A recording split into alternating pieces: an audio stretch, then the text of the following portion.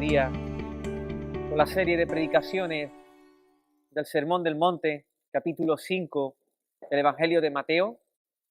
¿Veis conmigo? Evangelio de Mateo, capítulo 5, Sermón del Monte, consta de los capítulos 5, 6 y 7. Así que llevamos solo algunas semanas ahí comenzando con este precioso sermón de Jesús en la montaña. Y si recordáis, la semana pasada acabamos la predicación, los últimos aportes de la predicación. Estuvimos viendo cómo el Antiguo Testamento, concretamente el último capítulo del Antiguo Testamento, el último versículo del Antiguo Testamento, acaba con una maldición.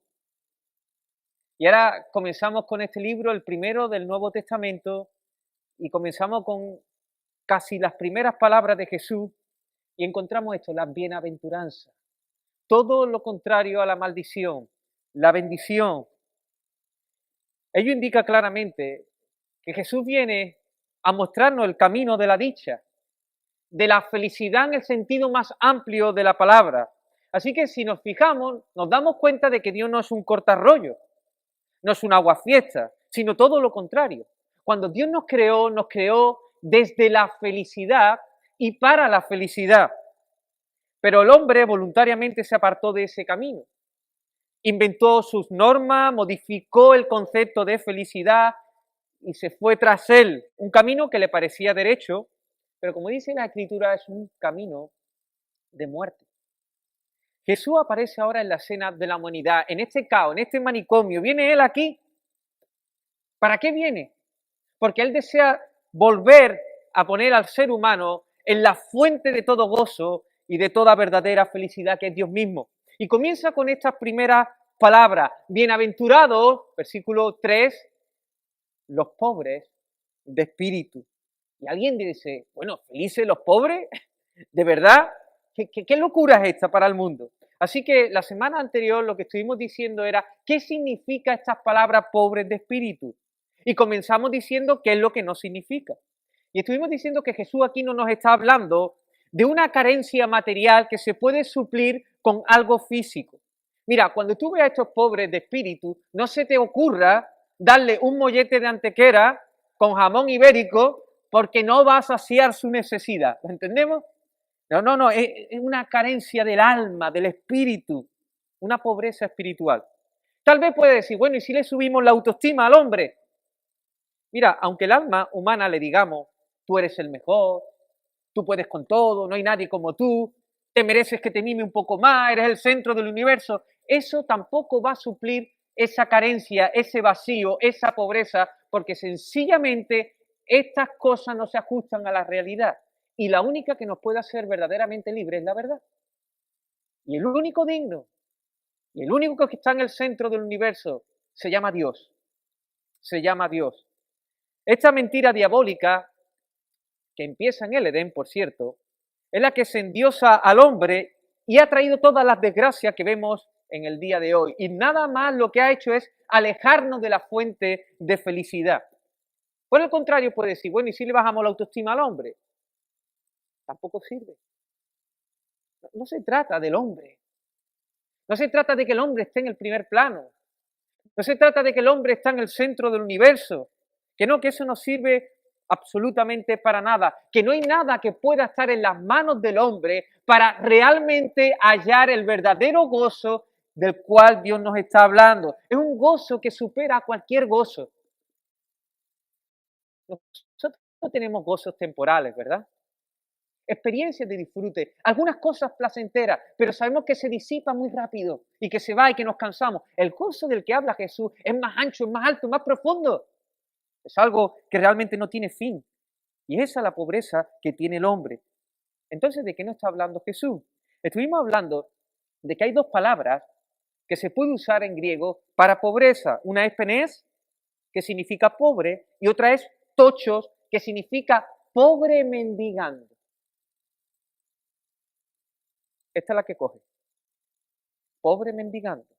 Esta palabra nos habla de un hombre encogido, avergonzado, sin recursos, sentado en una esquina pidiendo. ¿De qué se avergüenza este pobre espiritual? De su condición pecaminosa. El pobre de espíritu es una persona que ha contemplado la santidad de Dios y por tanto ha visto cómo Él es, como el profeta Isaías, ¿recordáis? Él vio al rey sentado en un trono alto y sublime y de repente cuando Él capta quién es Dios, ¿qué pasa? Dice, ay de mí que soy muerto. ¿Sabe lo que pronuncia Isaías, no? Una maldición. ¿Por qué? Porque ve su pecaminosidad. Ves quién es Él, ve dónde habita, ha visto al Santo de Israel, se ha dado cuenta que las cosas son como dice Dios que son y no como Él dice. Dios está en el centro y de un plumazo, al contemplar la maravilla y la majestad de Dios, se desinfla su orgullo. Pero además este pobre, estuvimos diciendo, que no solo ve cómo es Él, sino que reconoce su bancarrota espiritual. Él se mira su cuenta corriente de obras que tiene, de méritos que tiene, dice, con esto no hay nada que hacer, no puedo presentar defensa delante de Dios.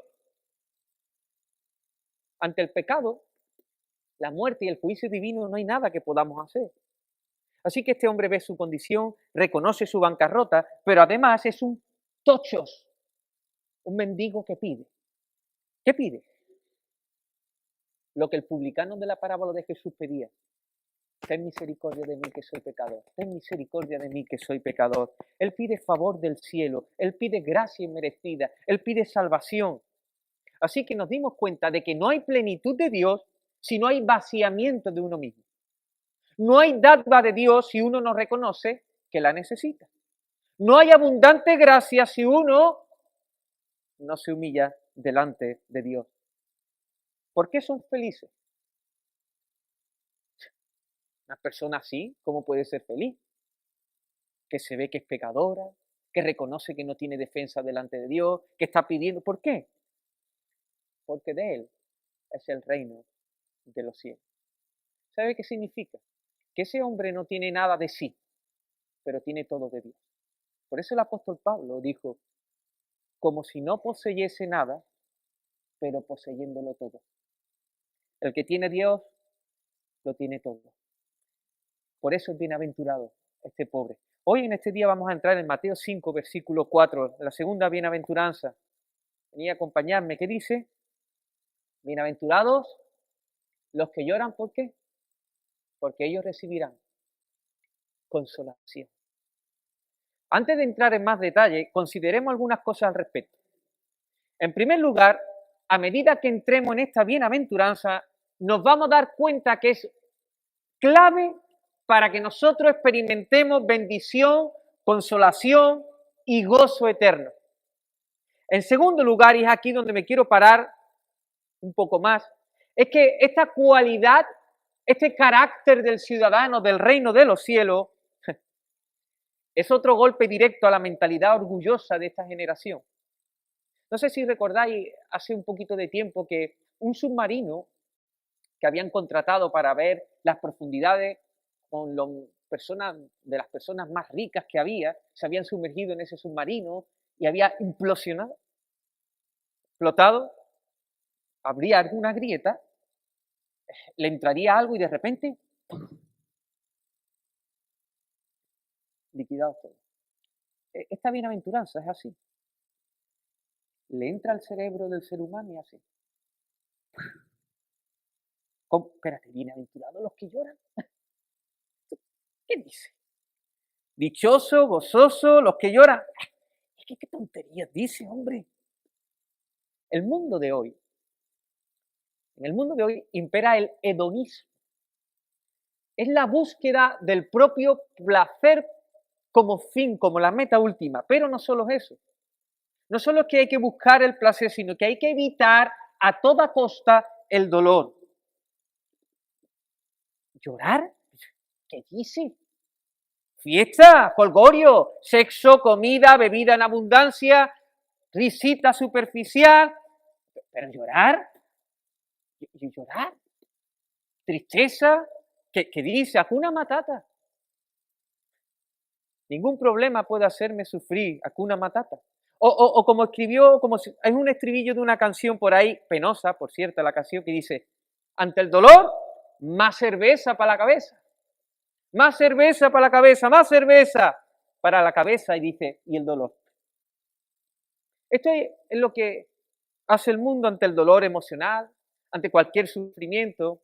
Escapar, huir, autopredicarse un mantra constante. No existe el dolor, no existe el dolor. Lo que yo estoy pasando es un producto de una sustancia química, de cómo interpreto yo el mundo. Así que si me percato de que alguna actividad, situación o relación que implica un sentimiento de dolor emocional o físico o implique tristeza, tengo que eliminarlo. Tengo que quitarlo de en medio. La búsqueda de placer es lo que vale. Esta idea parte de la cultura hedonista de nuestro tiempo. Y mira, la forma en que se dan son tan variadas que si pudiéramos escribir una lista de cosas, de cómo el ser humano intenta evadir y quitar de en medio aquellas cosas que le causen dolor, no acabaríamos. Por ejemplo, abortos masivos por motivos egoístas a la búsqueda de una realización personal. Este niño me va a cortar ahora el rollo. Yo tengo que conseguir mi carrera, mis éxitos laborales, así que liquidado, fuera. Divorcio por motivos casi por cualquier cosa. Lo mismo no ponemos tropiezo a las decisiones necias de nuestros hijos, porque si no, vamos a tener un problema con ellos. O tampoco hay que dedicarle mucho tiempo a nuestros hijos, porque si nos ponemos ahí con el tiempo de educar y de educar y de educar, nos vamos a perder cosas placenteras de la vida. Pues si podemos así un sinfín. Como el hombre huye de algo que le inquieta, de algo que le puede producir algo de tristeza, algo de dolor. El rey David en el Salmo 55 expresa el clamor de un alma que ha experimentado o está experimentando las profundidades de la tristeza y el dolor. Y él dice, ¿quién me diera alas como una paloma? Porque entonces volaría y estaría en reposo. Entonces me alejaría y permanecería en el desierto. Apresuraría mi escape del viento fuerte y la tempestad. John MacArthur dice al respecto, David, en este salmo, hace un eco del deseo de la humanidad caída, un clamor por libertad, por una vida en alas, un clamor pronunciado por todos los que anhelan consuelo en una vida de dolor, por descanso en una vida de tristeza, decepción y amargura. La gente anhela alejarse, mirar hacia otro lado, huir para encontrar un lugar donde la tristeza no existe, donde el dolor no esté presente. El lugar de calma perfecta y paz y consuelo. Un lugar que esté escondido y no se encuentra. Todo esto nos lleva a esta paradoja, a la paradoja de la bienaventuranza. Ahora aparece Jesús en medio de esta cultura hedonista y nos dice, bienaventurados los que lloran, los que están tristes. Jesús es un experto en poner el mundo patas arriba. Por cierto, de cada ser humano. Tu mundo y mi mundo. Él es experto en arrancar lo que hemos plantado mal, imponer lo que es bueno, lo que es verdadero. Y si alguien quiere ser verdaderamente feliz, dichoso, debe ser de estos, de los que lloran. Ahora, llegado a este punto, podemos decir, bueno, ¿qué significan los que lloran? Pues como la semana pasada vamos a ver qué significa que es los que lloran, lo que no significa los que lloran. ¿De qué lloro no nos está hablando Jesús? ¿De qué tristeza no nos está hablando? Primero, en primer lugar, Jesús no nos está hablando a esa peculiar tristeza que suele mostrar un niño pequeño o no tan pequeño cuando se frustra por no conseguir lo que desea. Vamos a ir de lo más obvio a lo menos obvio. O sea, Jesús no está hablando de un deseo egoísta no satisfecho. El niño, como decimos coloquialmente, cuando quiere algo y no lo consigue, ¿monta el qué? Monta el pollo. Monta el pollo. El niño se enrabia, se tira al suelo, patalea, grita tan fuerte y sin parar como Tarzán en la selva. Incluso hasta lágrimas brotan de sus ojos. Todos hemos visto alguna vez esta escena, ¿no? Por cierto, los no tan niños también le pasa. A ti y a mí. En la misma escritura hallamos varios casos de personas que no eran tan pequeñas, cuya tristeza es idéntica a la de un niño caprichoso, frustrado, porque no consigue lo que desea. Por ejemplo, un caso fue el de Amón. Era hijo de David, y él se enamoró de su hermanastra, y él sabía que no estaba bien, y se quería acostar con ella, y tenía tantas ganas que se deprimió hasta enfadarse.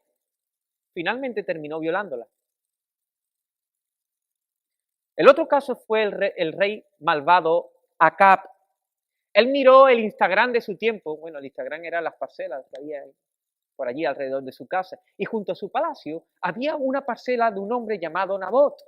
Y él dijo, wow, esa parcela la quiero. ¿Tendrá suerte el tío? Dice, esa parcela la quiero para plantar legumbre. Así que fue a Nabot y le dijo, mira, dame la parcela, te la cambio por otra mejor. O dime el precio. ¿Y sabe qué le dijo Nabot?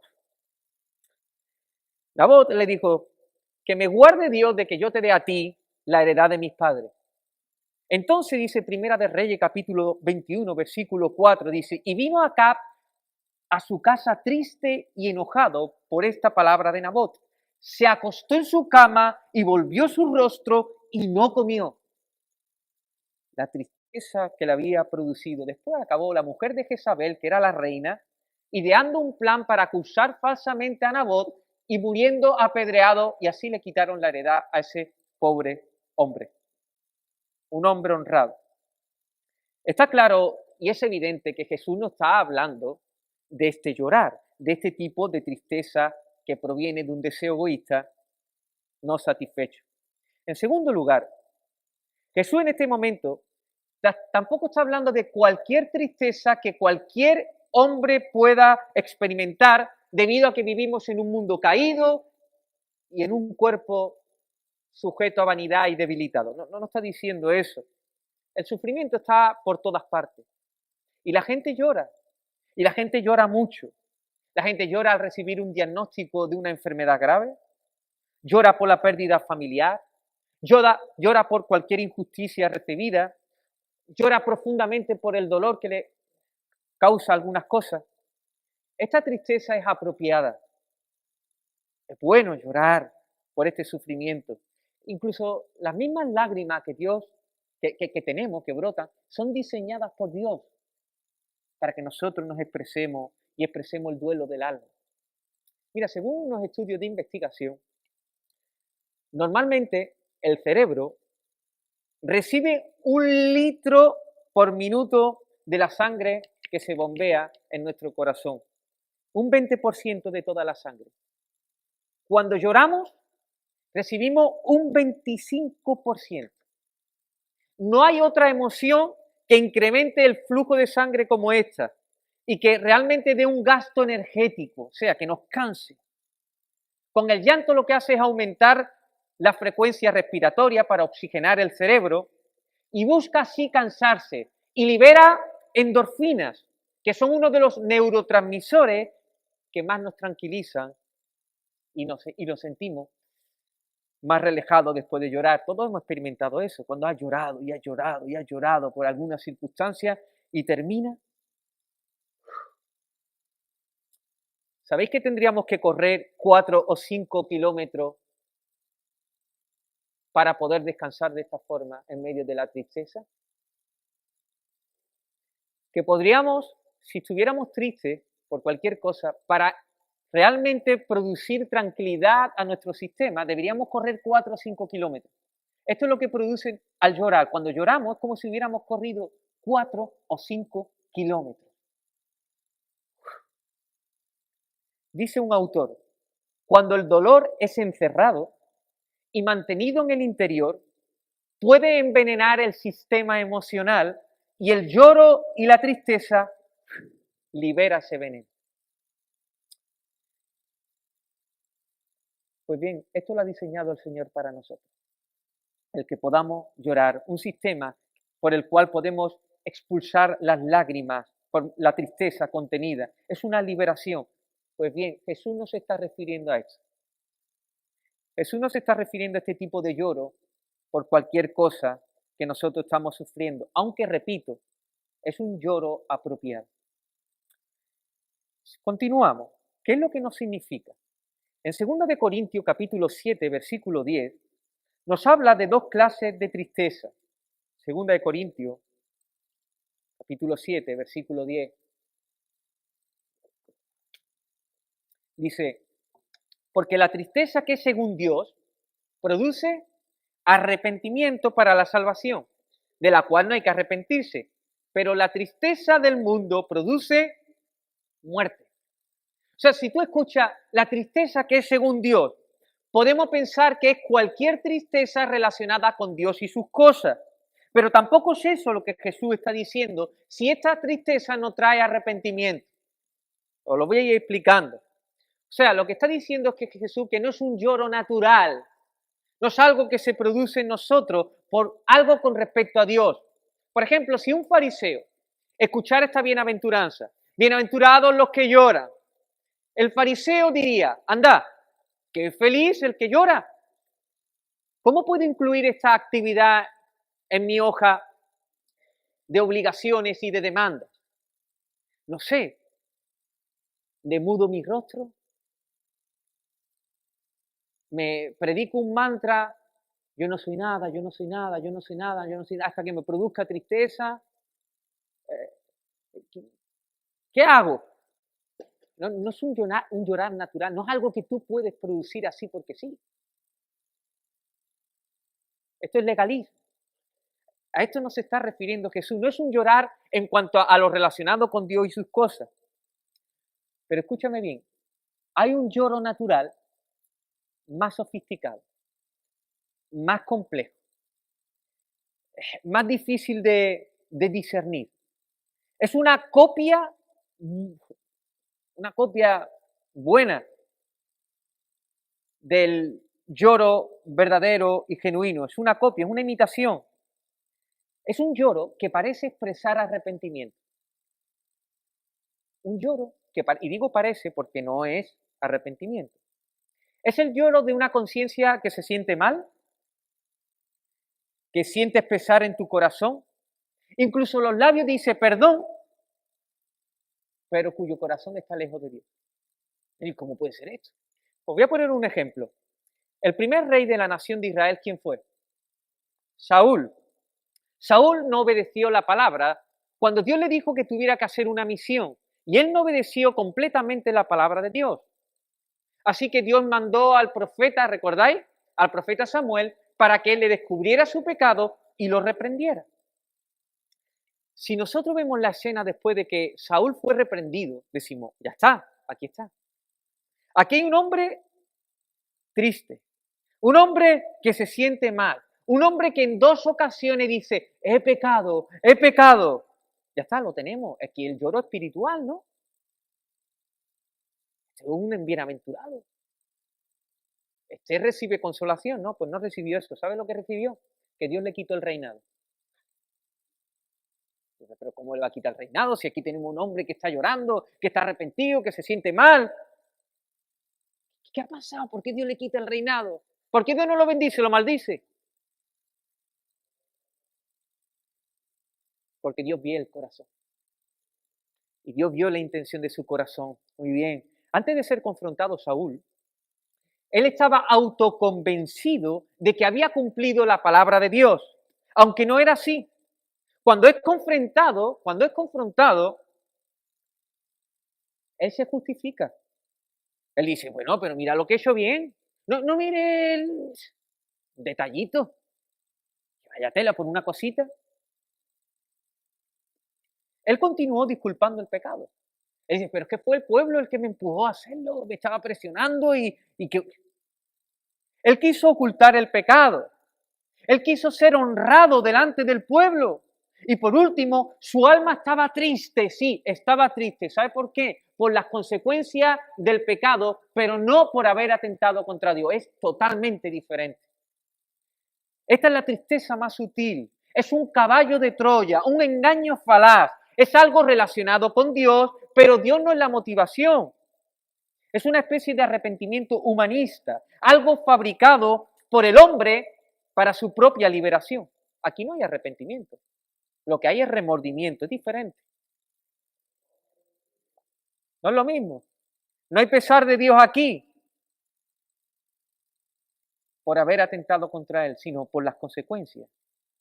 Si te das cuenta, Saúl no está pidiendo como un mendigo, sino que exige a Dios como si fuera el rey de Dios. Esta tristeza es la que experimentó Judas, ¿recordáis? Cuando él traicionó a Jesús y con las 30 monedas de plata, después fue allí, cuando se dio cuenta de que Jesús había sido condenado, tiró la... Y dice, tú ya estás, se arrepintió Judas, ¿no? Se sintió mal, tuvo remordimiento, pero no fue un pobre mendigo que pidió gracia. Al final se suicidó. Esta es la tristeza según el mundo, que produce muerte. Por lo tanto, cuando Jesús está hablando de esta bienaventuranza, no está hablando de un lloro de personas que no consiguen sus deseos egoístas. No es por el sufrimiento común de las personas, ni tampoco un lloro natural en relación a las cosas de Dios. Vamos a entrar entonces en qué significan los que lloran. En primer lugar, no olvidemos que las bienaventuranzas tienen una secuencia lógica. ¿Recordáis? De una bienaventuranza proviene la otra, y de esta bienaventuranza proviene la otra, y están todas conectadas. Así que antes de esta bienaventuranza, ¿cuál es la bienaventuranza que viene? Bienaventurados los pobres de espíritu.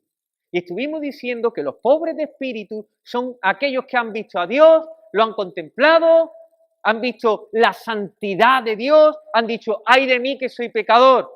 Reconocen su pecaminosidad, dicen, no tengo nada, estoy...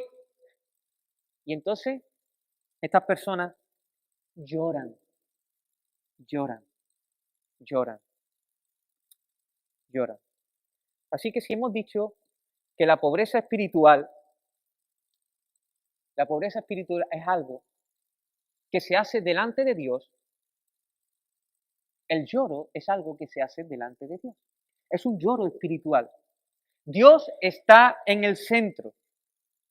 Y el hombre está como encogido, avergonzado, desesperado por su pecado, porque está el juicio divino ahí, y llora, llora su pecado.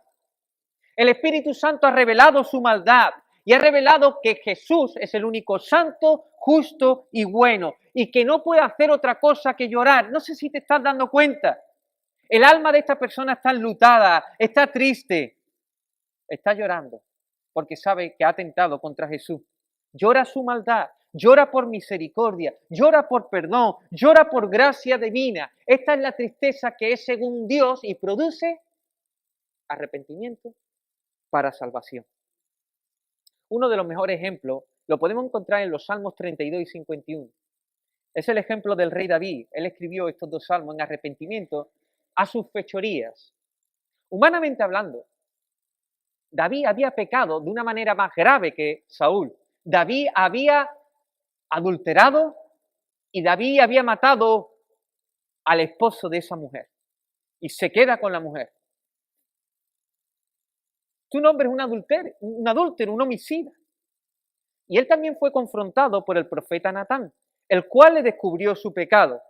David, antes de ser confrontado, nos dice el Salmo 32, dice, mientras callé, envejecieron mis huesos. Era un hombre callado delante de Dios, era un hombre que huía de la presencia de Dios. La conciencia de David estaba atribulada por la maldad y él intentó evadir la situación, quitó a Dios de la escena.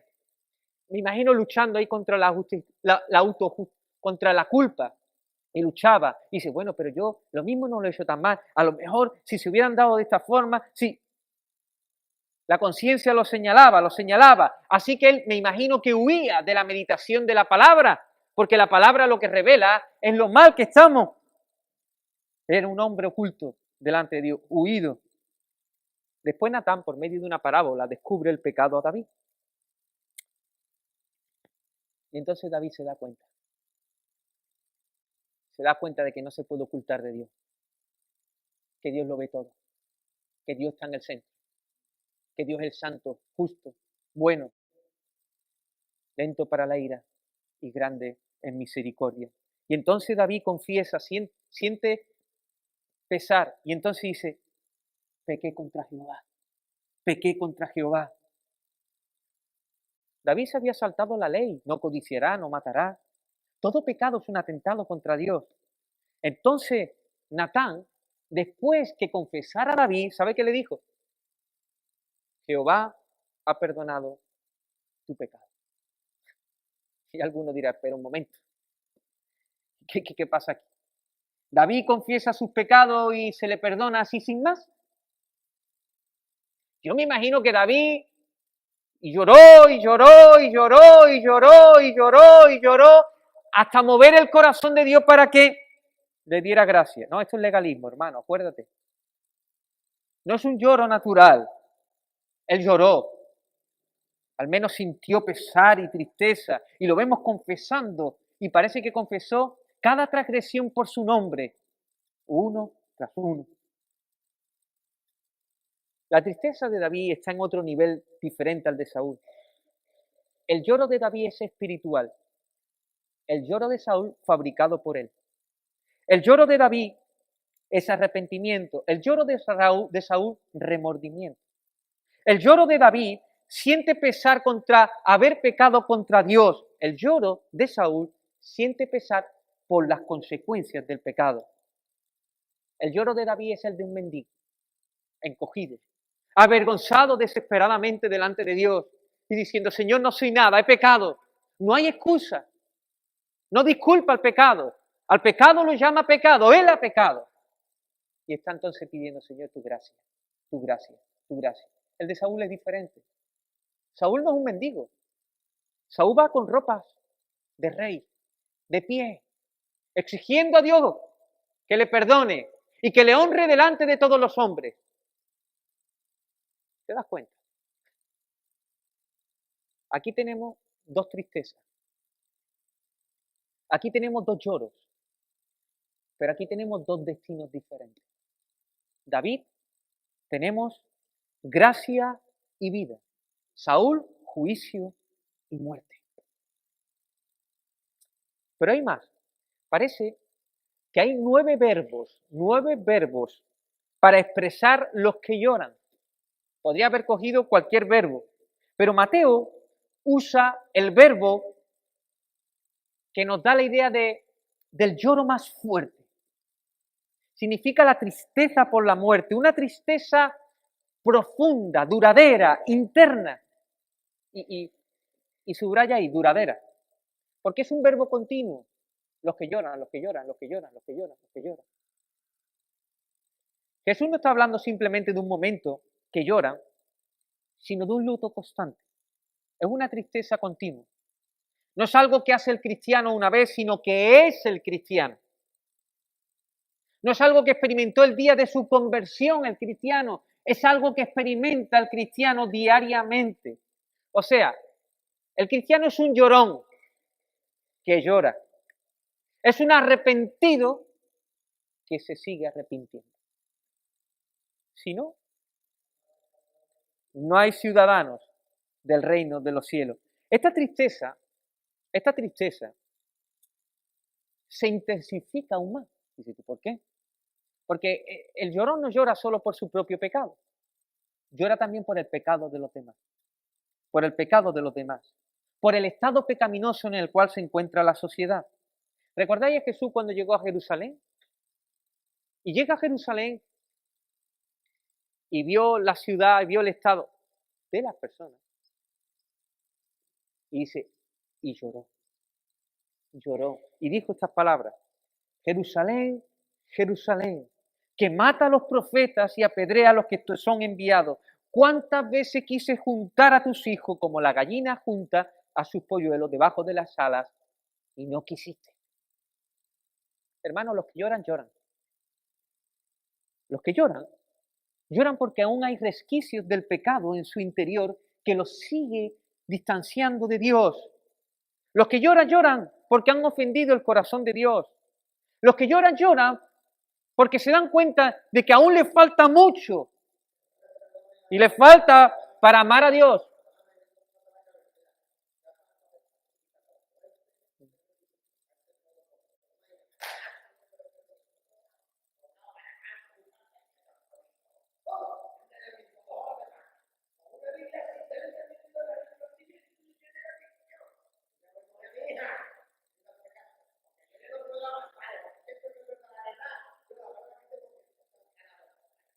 Pues mira, siéntate ahí tranquilo.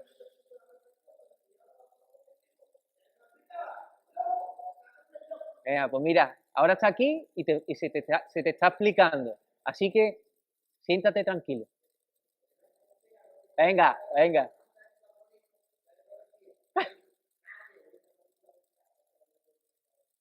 Bueno, pues mira, el Señor...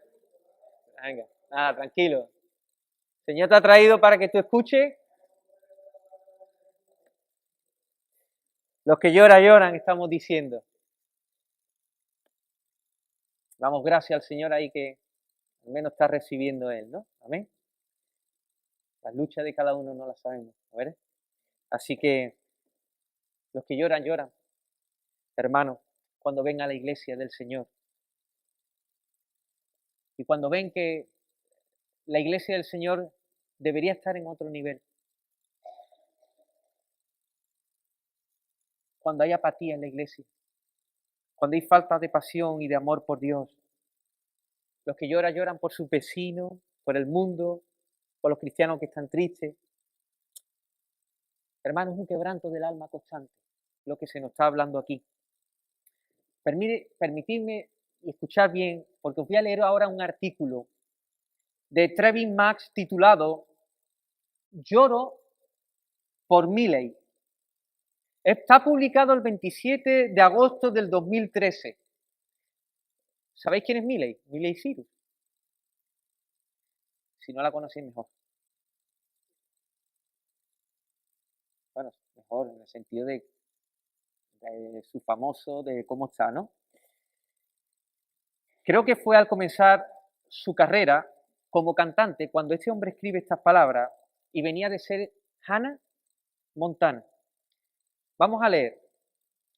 Dice este hombre, hoy, mientras compraba un sándwich, vi una noticia en CNN sobre la actuación de Miley Cyrus el pasado domingo en los MTV.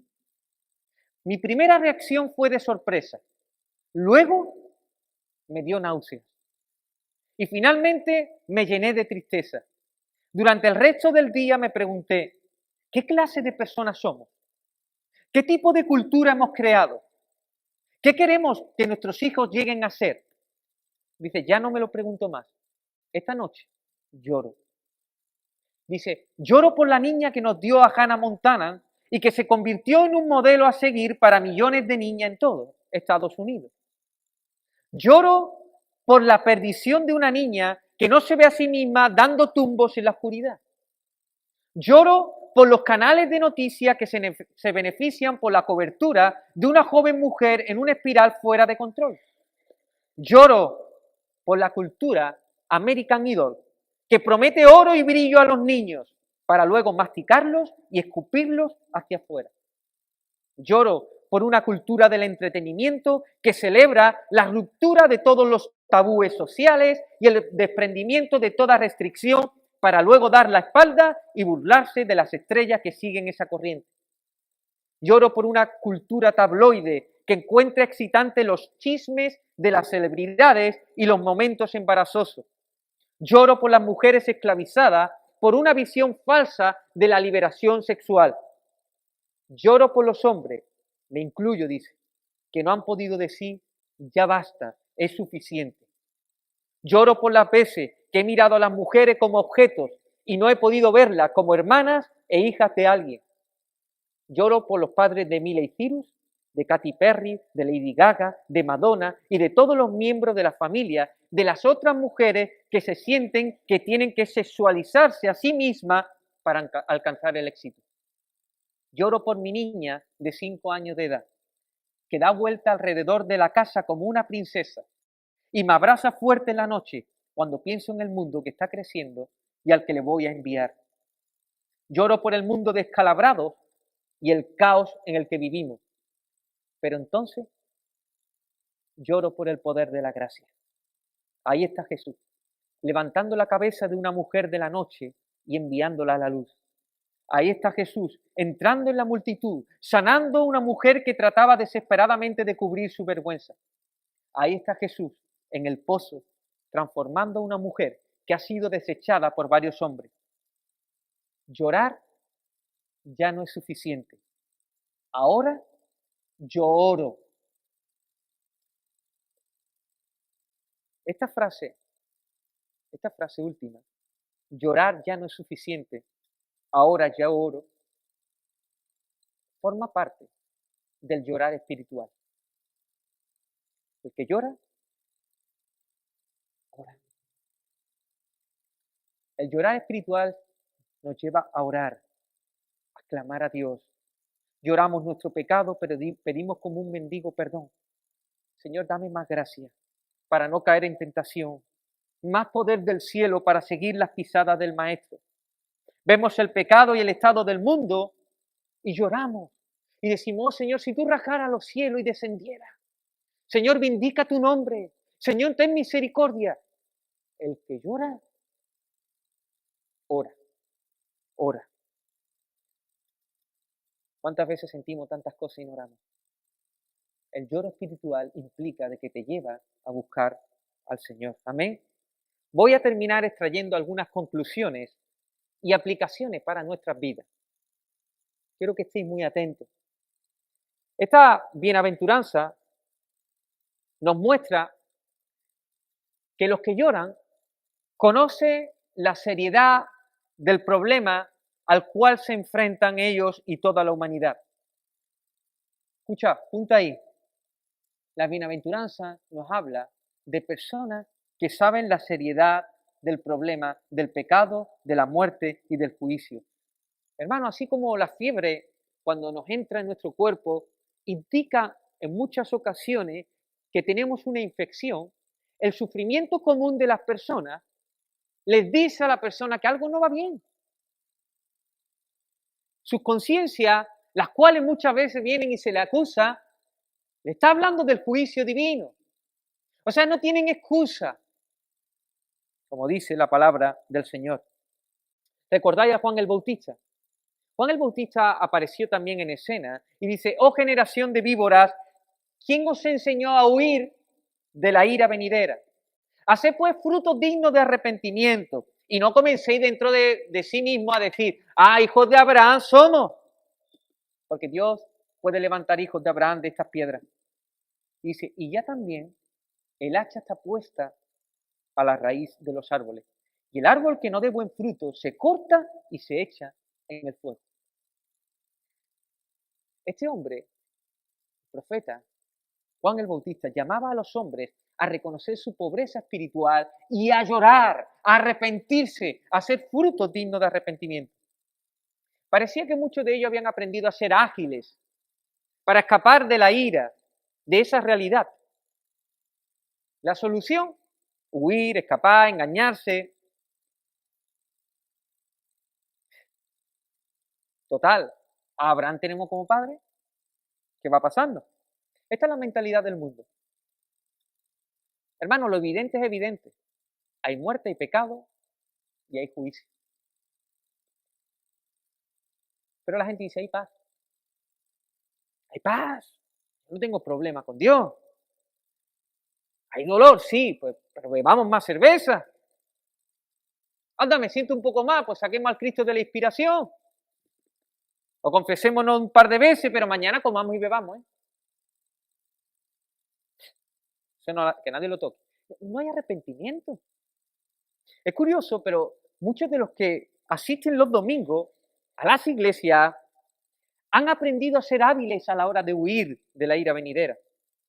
Se dicen, tenemos a la iglesia católica o tenemos a la iglesia evangélica a nuestro favor. A veces sienten remordimiento, pero nada de nada, no lloro espiritual.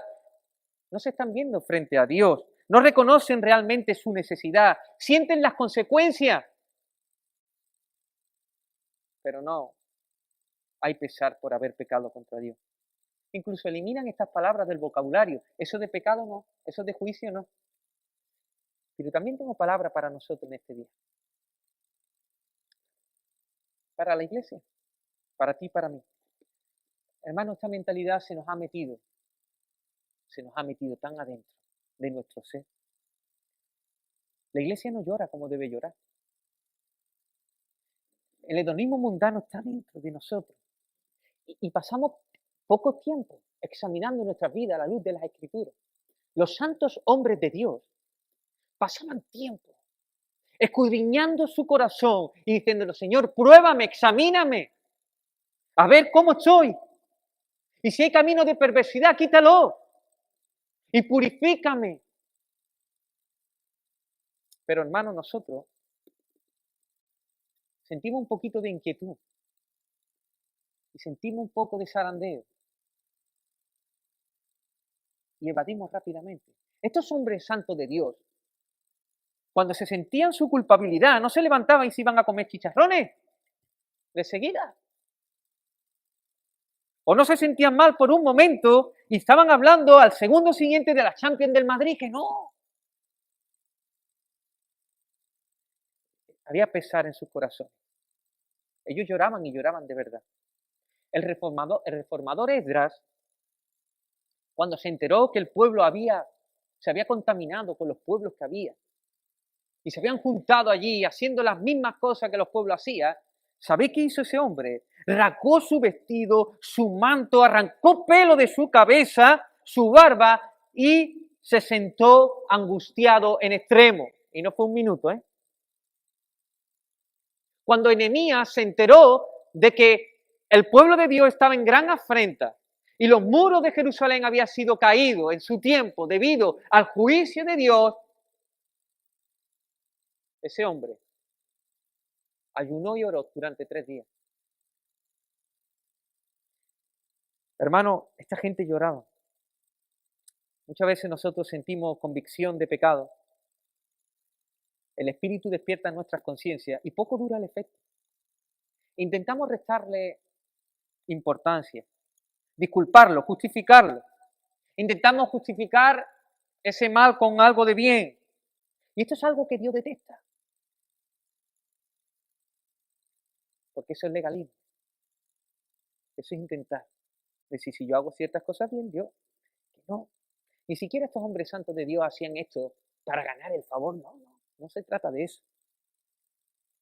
Se trata de que eran conscientes de la gravedad del pecado. Que eran conscientes. Hermanos, Dios nos muestra, y lo mismo nos está mostrando muchas veces, cosas que van mal en nuestra vida y no cambiamos. Y no transformamos esos hábitos. Me siento mal y rápidamente me voy y dirijo mi mente hacia otro lado. Hijo de Abraham soy.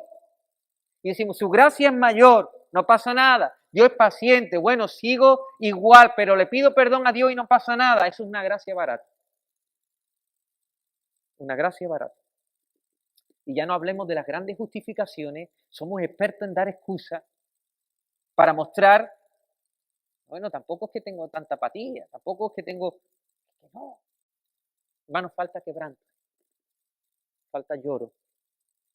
¿Por qué huimos constantemente de Dios? El hacha está puesta. Y dice que el juicio empieza por su casa. Cuando nuestra falta de lloro, de quebranto, de tristeza está, eso es síntoma de que las cosas no están bien, hermano. De que las cosas no están bien cuando no hay lloro. Ahora, permitidme que os siga y nos sigamos confrontando a la luz de la palabra. Esta bienaventuranza también nos habla de cuál es el tiempo en que vivimos.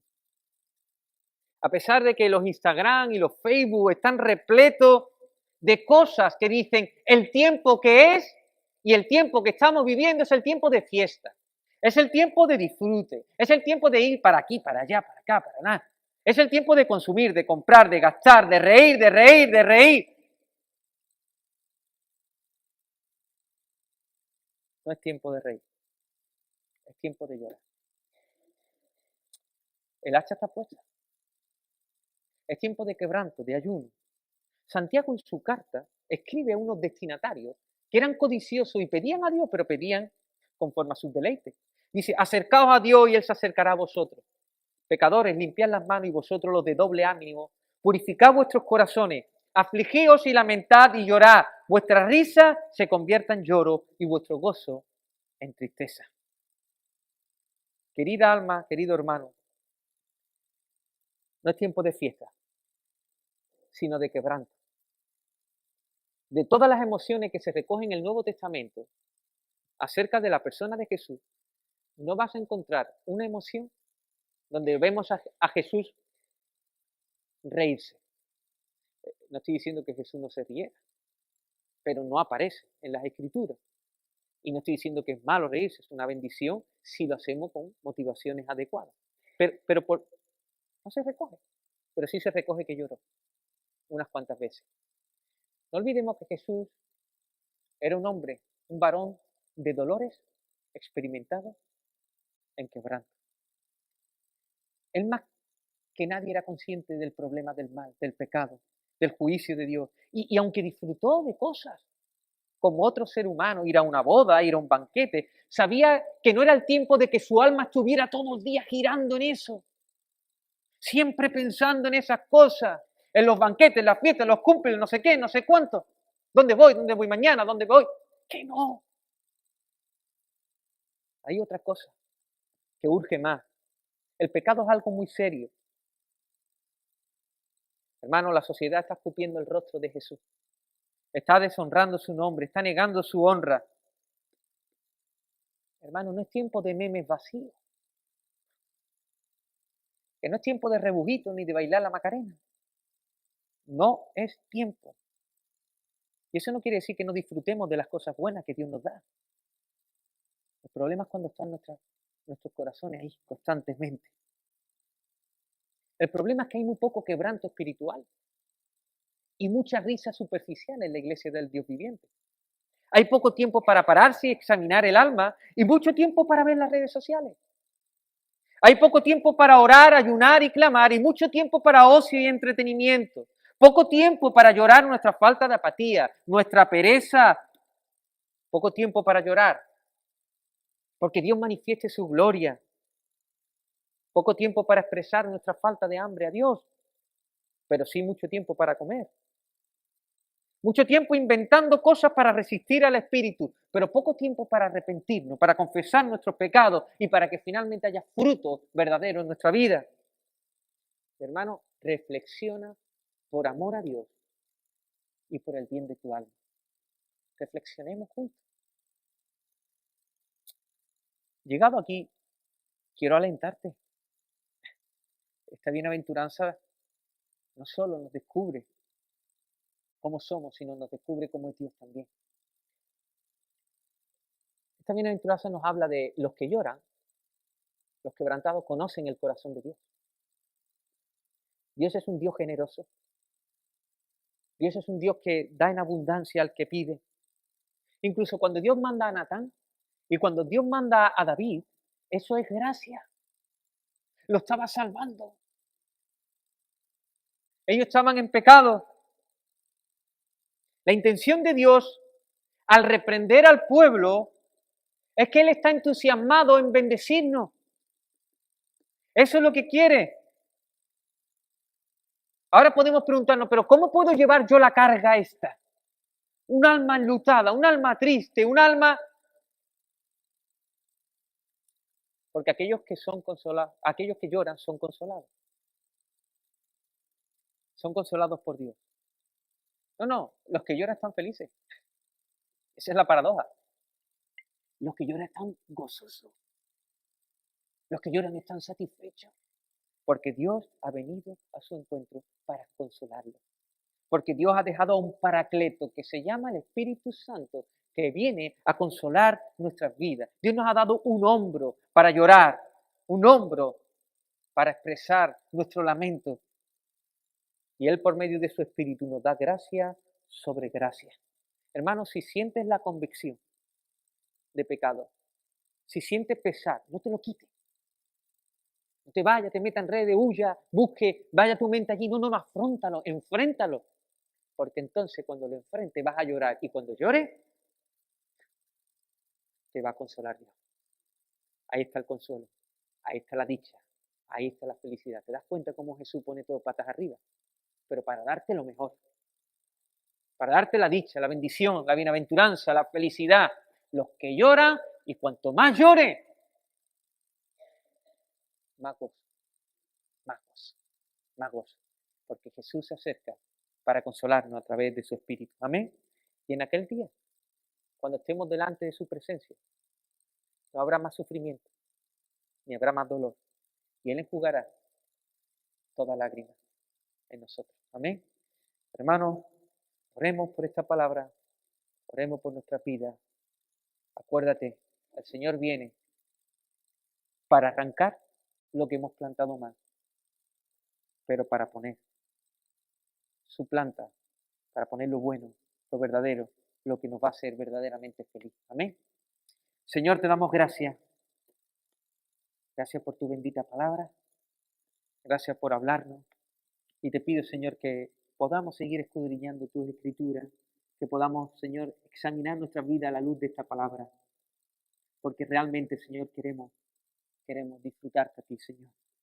Y creerte a ti, Señor.